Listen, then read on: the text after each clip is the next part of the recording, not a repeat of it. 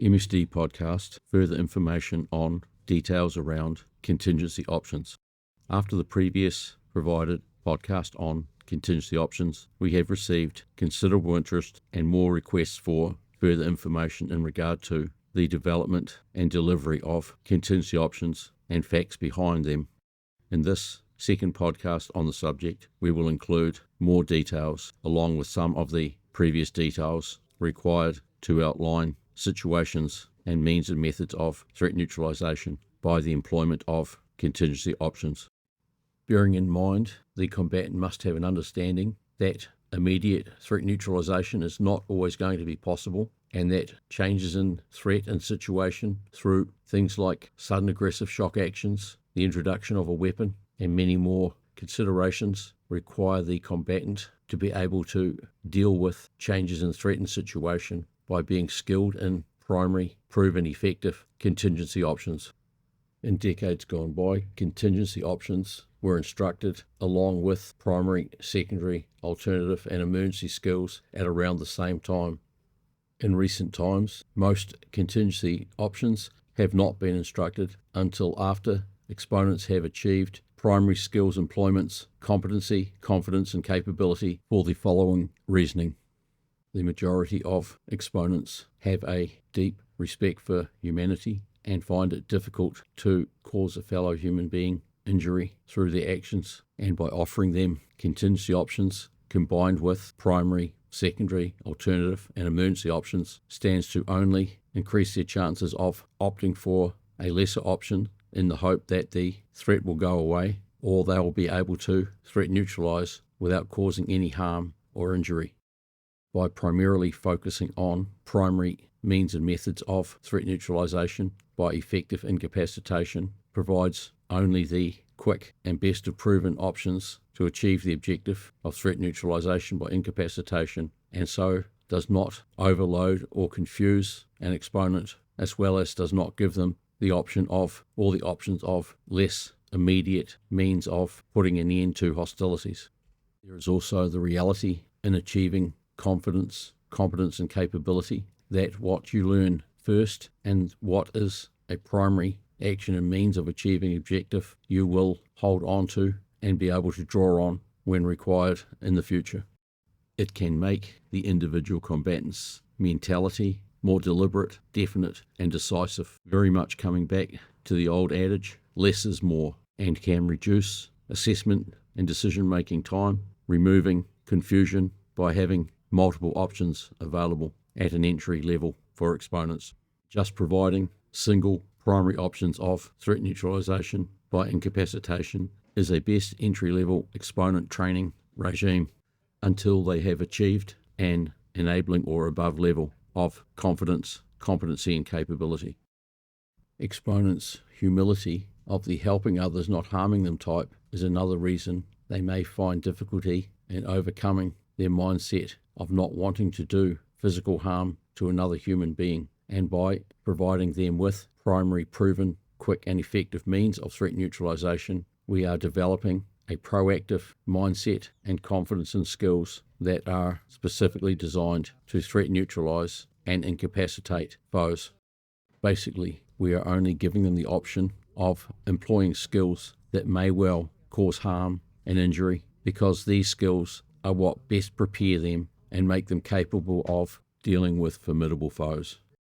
Just like overcoming fears of confrontations and actions on assaults and doing what must be done to defeat foes through mental toughness enhancement, empowering combative capabilities, combatants must be able to get past any mental blocks of not being able to cause harm or injuries to others, and understand there are no mystical, magical, non-contact ways to put a stop to formidable foes under assault. So one way to ensure they come to grips with this is by teaching only primary practice threat neutralisation from the outset and increasing their confidence and skills capabilities without providing any other options.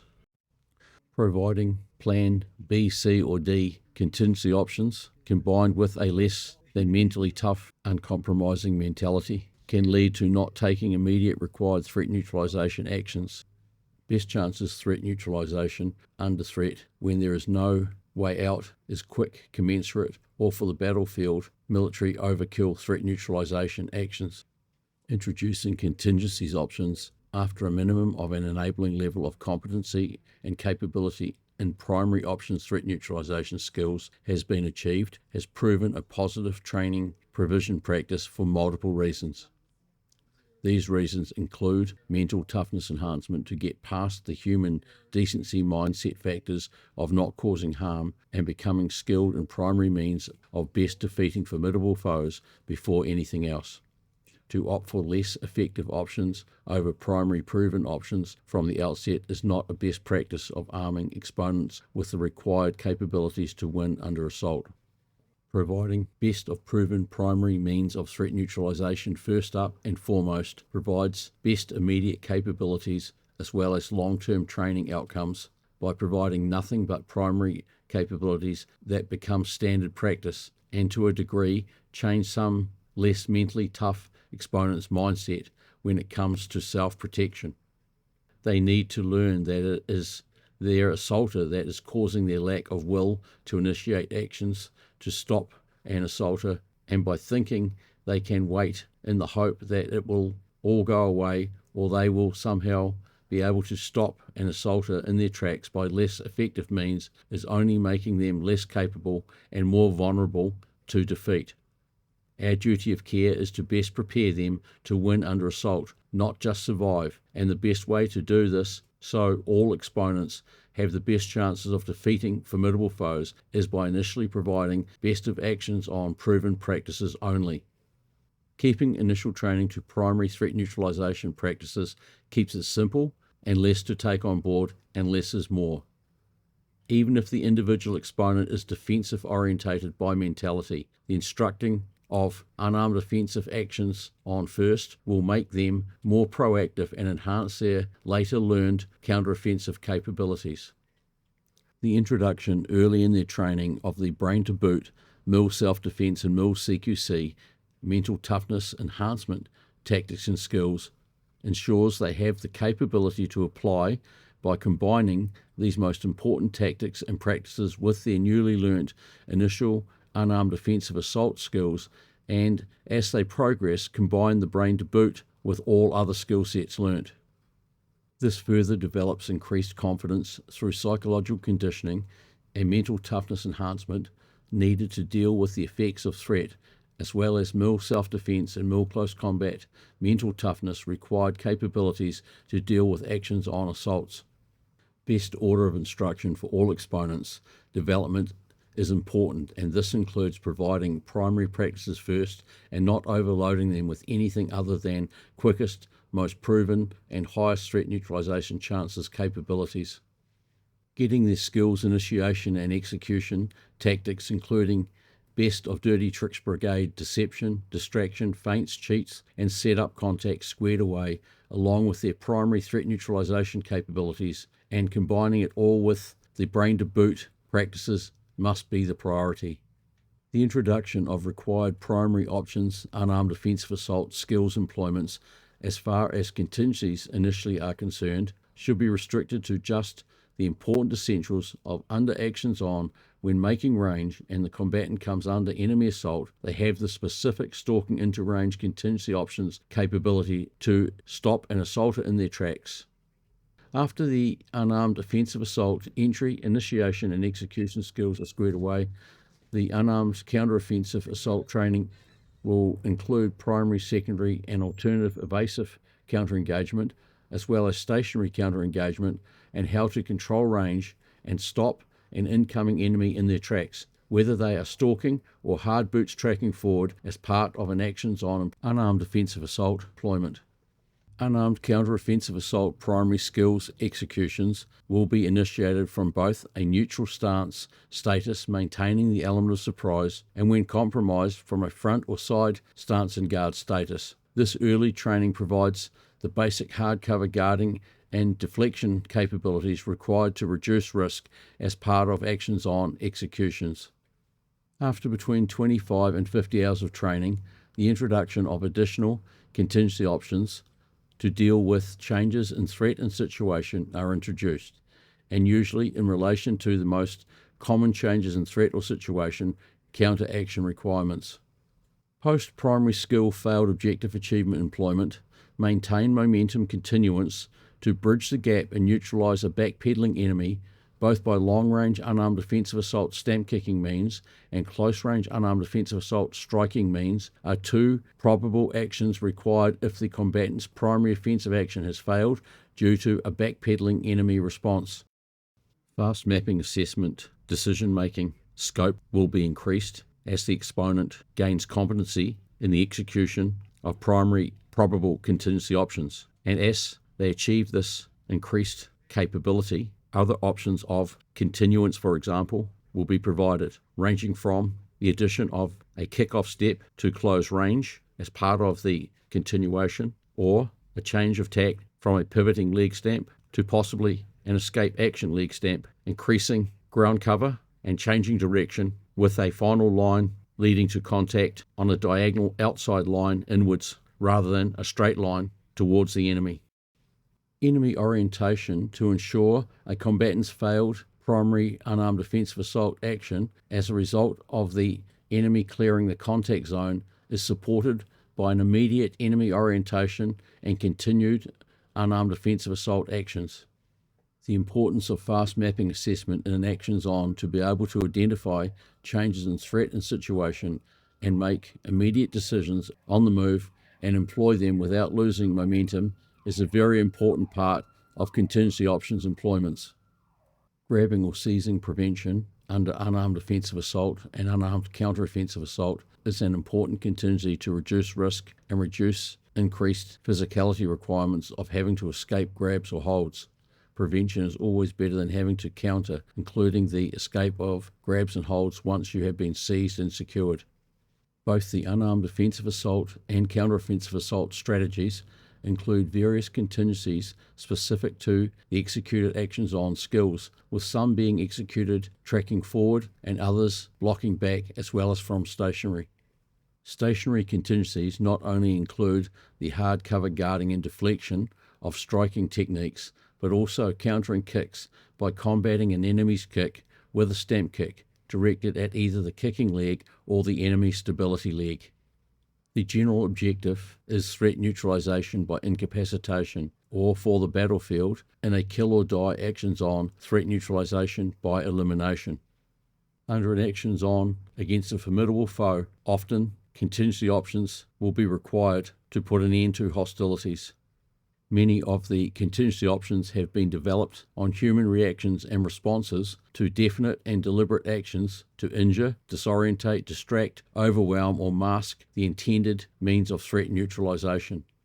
Often set up or contingency options prey on normal or natural human reactions or responses to sudden aggressive shock actions or confusing actions, exposing the enemy to being exposed or vulnerable to incapacitation.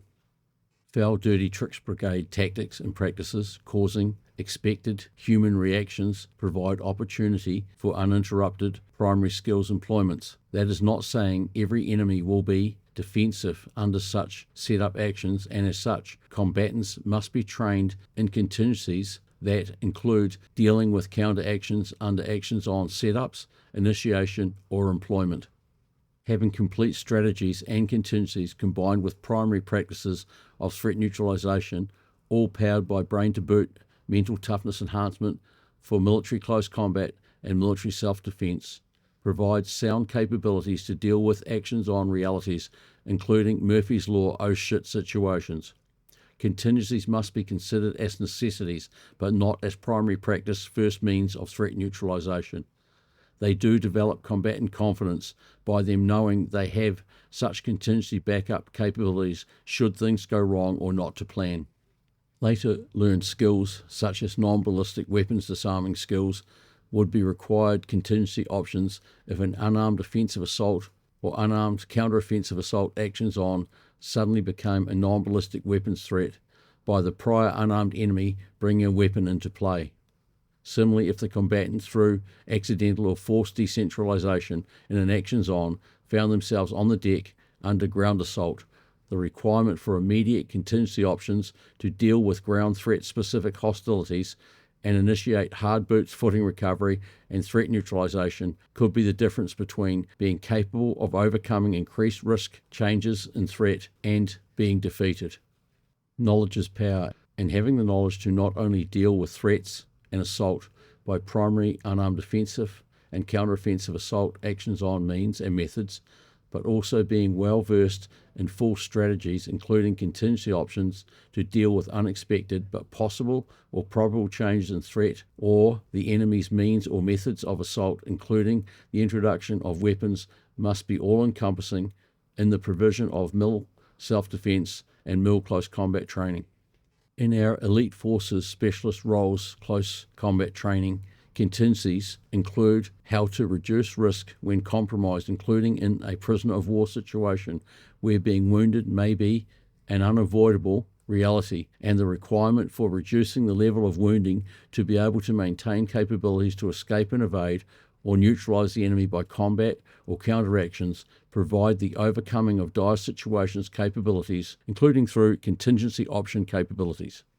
For all actions on threat neutralization employed options, there must be contingency options that provide sound means of dealing with immediate changes in threat or situation to reduce the risk to the lowest level humanly possible and enable enemy threat neutralization by best proven threat and situational specific means and methods.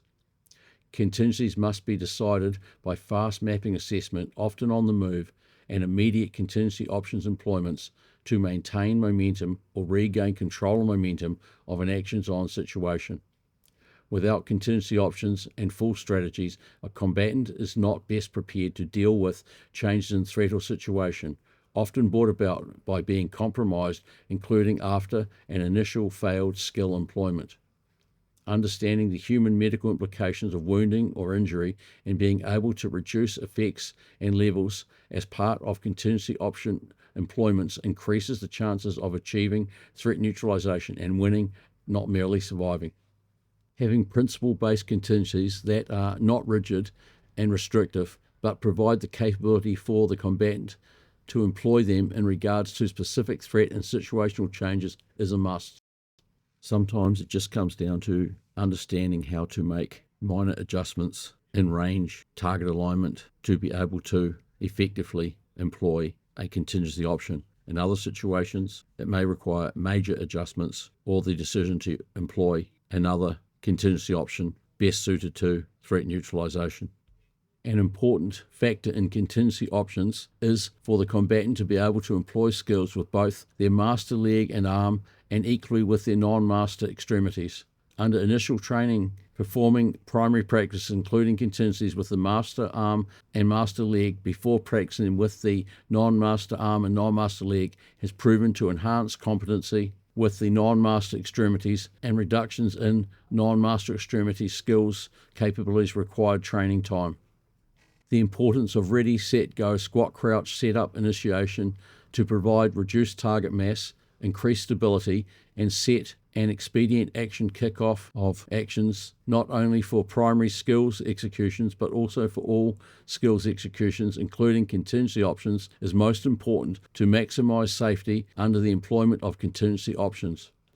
Included in contingencies are adjustments to maximize output, increase safety, reduce risk, and enable closing into correct initiation range, as well as providing resistance and yielding, and the capability to hold ground or edge or block back and away, maintaining a counter-engagement ready range. In CQB, armed combat skills employments, contingency options begin with the protection of the weapon, the retention of the weapon, and if the weapon is seized and secured, regaining control, or as we call it, retention of the weapon. There are contingencies for armed combat in regards to all aspects of weapon drawing and usage to deal with changes in threat levels, situation, enemy actions, as well as obstacles, terrain, and all other factors of armed threat neutralization. In conclusion, timing of the introduction of contingency options, as well as all the setup capabilities and being able to apply them with changes in threat or situation as a result of them being principle-based practices easily adapted to such changes is not only capability enhancing, but also provides increased confidence to deal with such changes in threat and situation.